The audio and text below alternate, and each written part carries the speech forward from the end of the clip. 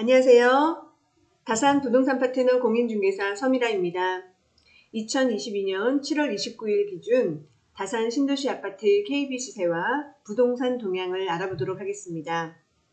이번 주 다산 신도시 KB 시세는 상승 단지 없이 총 6개 단지에서 하락이 있었습니다.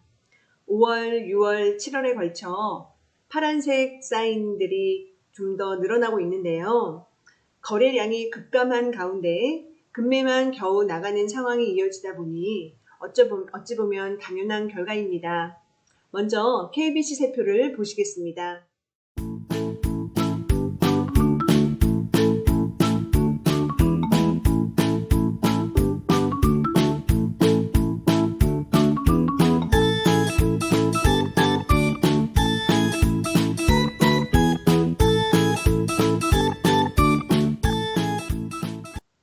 서울 아파트값이 2020년 4월 마지막 주 이후 2년 3개월 만에 최대폭으로 하락하고 수도권도 지난주에 비해 하락폭이 커졌습니다. 서울과 수도권이 이러니 지방은 오를 리 없습니다. 그야말로 총체적인 난국 상황입니다. 구체적으로 들어가 보면 서울은 유일하게 오름세를 타고 있던 서초구의 상승폭이 줄어들고 소위 노도강은 추락을 거듭하고 있습니다. 강남 3구로 불리던 송파구의 하락이 가파르게 이어지는 가운데 대통령 집무실 이전과 용산 정비창 부지의 국제업무지구 개발 추진 중인 용산구도 반짝 상승에 그치며 오히려 하락폭을 키우고 있습니다. 호재도 통하지 않는다는 의미입니다. 전국의 주택시장 하락이 장기화가 되는 원인은 다양합니다. 경기 침체 우려와 인플레이션, 물가 인상에 따른 소비 위축 등등이 있게 되겠습니다. 여기다 지난 5월 10일 정부의 다주택자 양도세 중과 한시적 배제는 매물을 증가시키고 호가를 하락시키며 시세 하락을 부추기는 결과를 낳았습니다. 금리의 경우도 실제 인상폭도 부담스럽지만 사실 심리적인 문제가 더 크다고 봅니다. 지금 시기에 집을 사면 큰일이라도 나는 것처럼 급락이 당연시하게 받아들여지고 있는 거죠.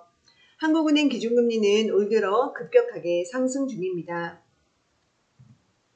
부동산 중개업소를 대상으로 3월 3개월 내에 아파트값 전망을 수치화한 전국 KB 부동산 매매가격 전망지수는 올 7월 기준 74.3으로 2013년 4월 관련 조사가 이루어진 이후 가장 낮은 수준입니다. 지수가 100 이상이면 상승, 이하면 하락이 우세하다는 뜻으로 중개업소 99%가 하락을 예상하고 있는 겁니다. 7월 27일 미 연준의 연방공개시장위원회는 정책 금리를 0.75포인트 인상하였습니다.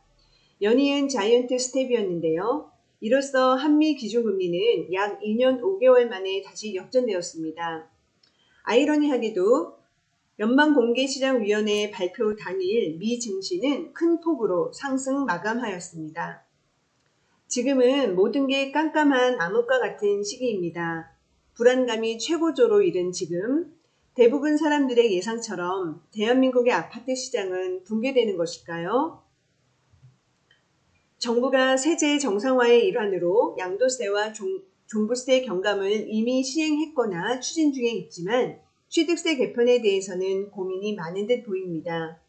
취득세는 징벌적 과세의 한 축이지만 자칫 부동산 매수 심리를 자극할까봐 개편에 미온적입니다. 하지만 현재의 주택취득세는 명백한 다주택자에 대한 차별세제입니다. 집은 무주택자만 사는 것이 아닙니다. 투자와 투기의 구분은 논외로 치더라도 다주택자의 매수 심리 회복이 반드시 필요하며 취득세 완화는 반등의 트리거가 될 가능성이 매우 높습니다.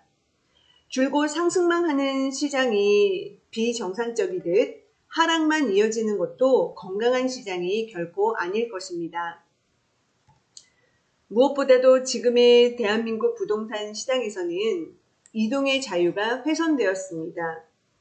이런저런 이유로 누군가는 이사를 가야 하는데 내 집이 팔리고 있지 않으니 새로운 집을 사지 못하고 결국 비자발적으로 현재의 집에서 울며 겨자 먹기로 살아야 하는 세상이 정말 행복한 결말일지 궁금해집니다. 집값 안정은 공급 확대로 풀어야지 인위적인 시장 개입은 결국 거래 증발에 역효과를 낳게 됩니다. 분명 어느 순간 반등의 날이 올 텐데 그때 무주택자의 숫자는 과연 유의미하게 줄어들어 있을까요? 오르면 너무 올라서 못 사고 떨어지면 더 떨어질까봐 못 사는 일은 어제 오늘의 일이 아닌 걸 아는 사람들은 다 알고 있지 않나요? 오늘 준비한 소식은 여기까지입니다. 함께 해주셔서 감사합니다. 더운 날씨인데 건강들 조심하세요. 감사합니다.